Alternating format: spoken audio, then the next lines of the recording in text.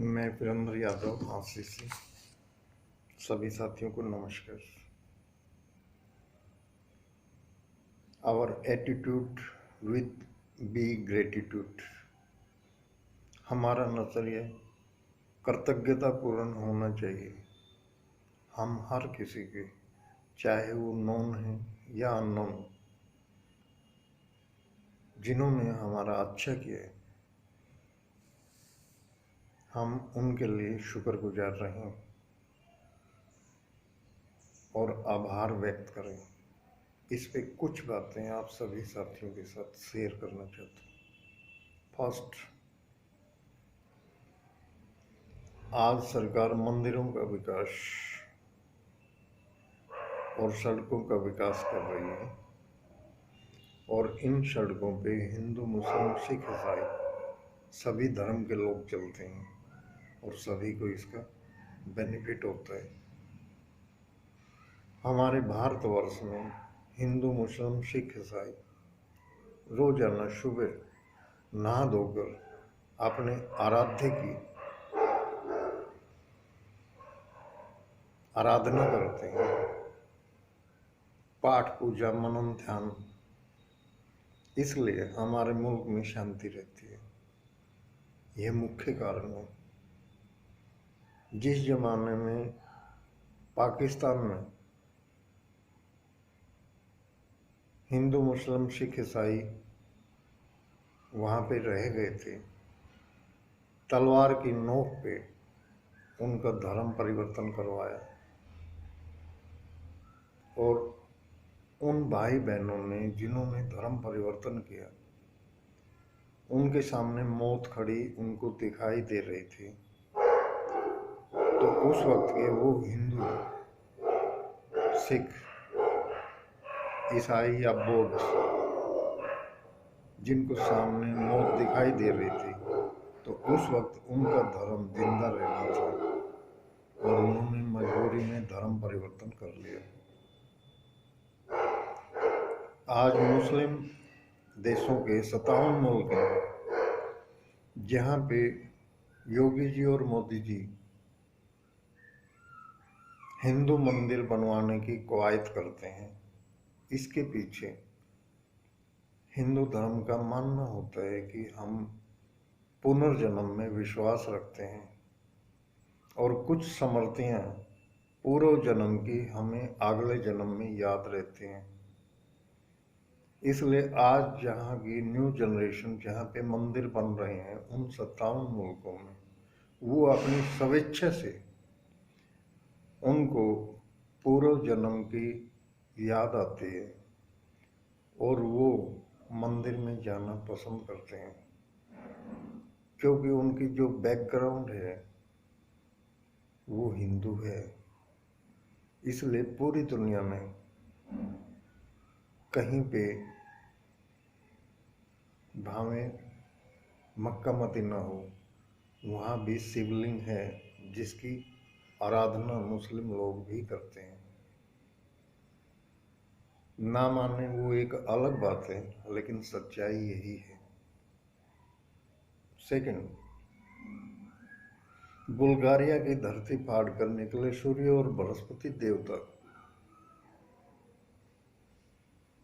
ये एक ईसाई मुल्क है यूरोप में, और वहाँ पे भी जमीन को फाड़ के ऐसे समर्थियां निकले हैं जो ये दावा करते हैं कि पूरी दुनिया में सूर्य उदय होने से लेके अस्त होने तक हर जगह सनातन था। ये हमें कुछ बताने की आवश्यकता नहीं है, वो खुद ही अपनी जुबान से बताते हैं और रोज आए दिन बताते हैं। नंबर थर्ड, मेरे राष्ट्र के सभी भारतीय हिंदू, मुस्लिम, सिख, ईसाई आपस में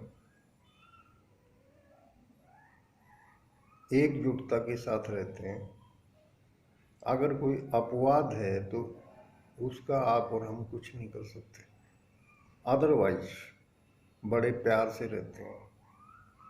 नंबर फोर्थ,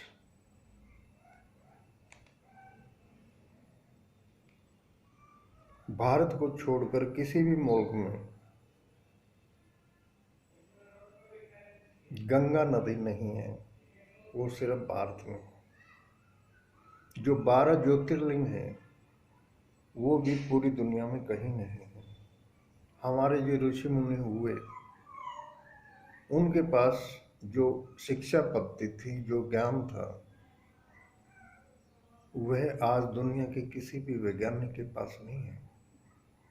इसलिए हम विश्व गुरु हैं, और पास्ट में थे, आज हैं और आगे भी रहेंगे। नंबर 5, जो हमारे 12 ज्योतिर्लिंग हैं वो मानव निर्मित नहीं है। वो महाकाल ने अपने संकल्प से उनकी रचना की। जैसे पहाड़ और पर्वत बनाए, नदी नाले बनाए, समुद्र बनाए, पशु पक्षी बनाए, इंसान की रचना की। इसी तरह वो ज्योतिर्लिंग संकल्प से तैयार हुए हैं, पदार्थ से तैयार नहीं हुए। किसी मिस्त्री ने उनको नहीं बनाया। और वो 12 ज्योतिर्लिंग, नंबर 1 सोमनाथ जो गुजरात में है, सेकंड नागेश्वर, यह भी गुजरात में है, थर्ड भीमा शंकर, ये महाराष्ट्र में है, फोर्थ त्र्यंबकेश्वर, ये नासिक महाराष्ट्र में है, फिफ्थ गशनेश्वर, ये भी महाराष्ट्र में है, नंबर 6 वेदनाथ, झारखंड में है, नंबर 7 केदारनाथ, उत्तराखंड में है, नंबर 8 श्री काशी विश्वनाथ मंदिर, उत्तर प्रदेश में, नंबर 9 ओंकारेश्वर, ये मध्य प्रदेश में है, और नंबर 10 महाकालेश्वर, उज्जैन, मध्य प्रदेश में, और नंबर 11 रामेश्वरम, तमिलनाडु में, और नंबर 12 मल्लिकार्जुन, आंध्र प्रदेश में। ये 12 ज्योतिर्लिंग भी भारत को छोड़ के किसी भी मुल्क में नहीं है।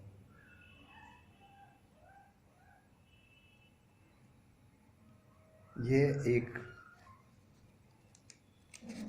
गर्व का विषय है कि हमारा जन्म भारतवर्ष में हुआ है। नंबर 6 यहाँ ऋषि मुनियों की पावन धरती है।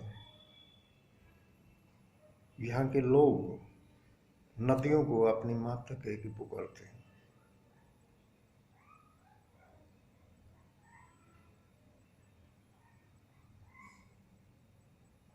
मूर्ति पूजा की हम आराधना करते हैं।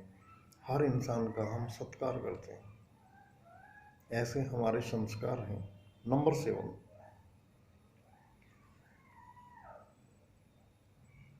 भगवान शिव ने वचन सिद्ध थे। वे कोई भी संकल्प वचन आपकी जुबान से निकालते थे। जैसे पहाड़, पेड़ पौधे, जानवर, पशु पक्षी, सबकी जो रचना है उन्होंने संकल्प से की। नंबर 8 हमें जीवन प्रदान करने के लिए सूर्य को बनाया। अगर खाड़ी के सारे देश और रूस मिल के अपने तेल के, पेट्रोल डीजल का और गैस का इस्तेमाल कर दें तो इतनी ऊर्जा जो सूर्य हमारे को प्रतिदिन देता है हम पैदा नहीं कर सकते। नंबर 9 जो चंद्रमा की रचना की, जो हमें शीतलता देता है, अन्न, फल, अनाज, सब्जी, उनमें मिठास को भरता है, ये भी परमात्मा की ही रचना है। नंबर 10 आज हमारी जिस भी व्यक्ति ने जाने अनजाने में हमारी मदद की, वह हमारा नोन या अननोन हो सकता है, तो उसे हम हृदय के अंतःकरण से धन्यवाद दें और उस व्यक्ति का आभार व्यक्त जरूर करें।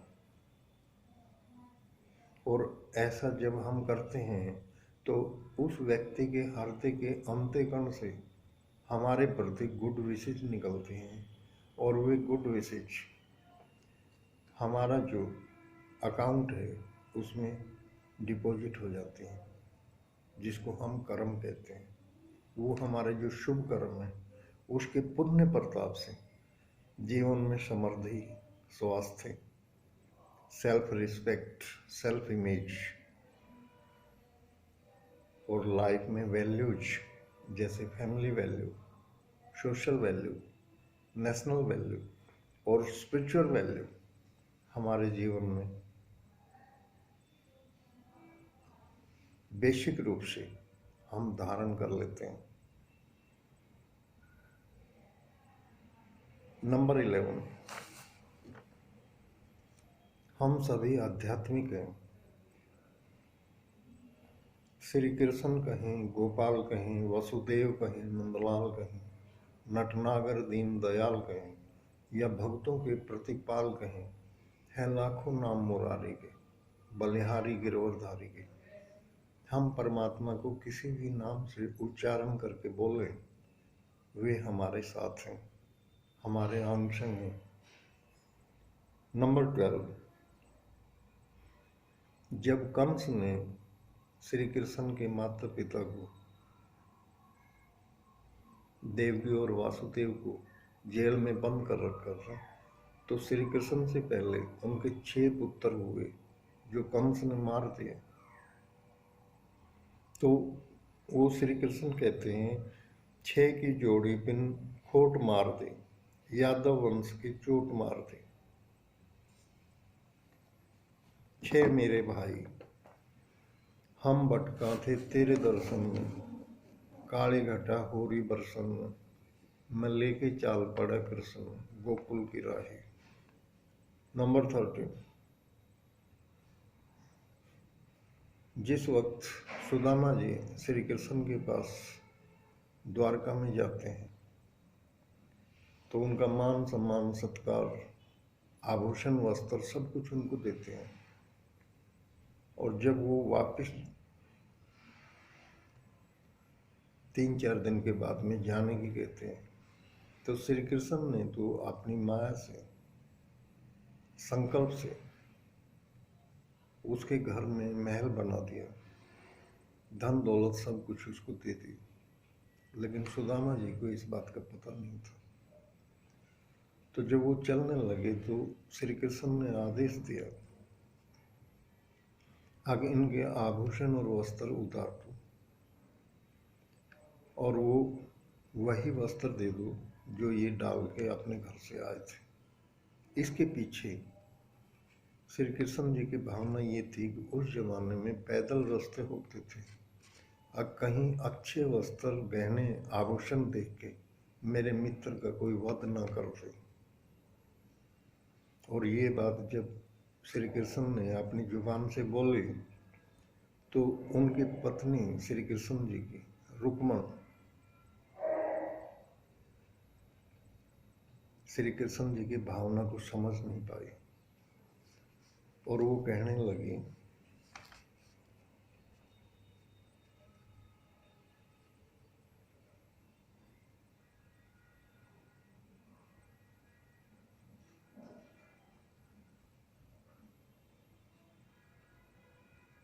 अब वीर चलित्र करा करे, तू मर्द चलित्र कर जाना, और यादव वंशी कौम असल से सबका पेट भर जाना। 20 जन्म ते मैं जानू सू धोखेबाज सदा का से, मंगता बन के फिर मांगता तू भी लिहाज सदा कैसे। कदे कछ बन जा, कदे मच बन जा, जात जमात तेरे गुना, और भरगू वाली बात से झूठी लागी लात तेरे गुना। वो उनकी भावनाओं को समझ नहीं पाई और वो कहने लगी कि ये जो ड्रामे तू कर रहा है, अगर मेरे दोस्त का बिछड़ना जो ये जा रहे हैं मुझसे बर्दाश्त नहीं होता। बोला, ऐसे चरित्र तो कोई और जात भी नहीं करती जैसा आप कर रहे हैं।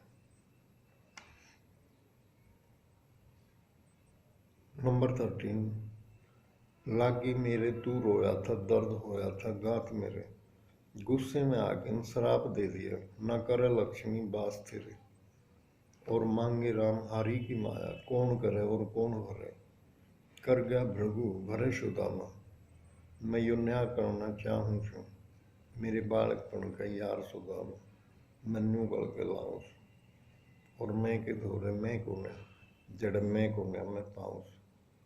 नंबर 14, तीन लोक नौखंड में गुरु से बड़ा न कोई, करता करे न कर सके, गुरु करे सो होए।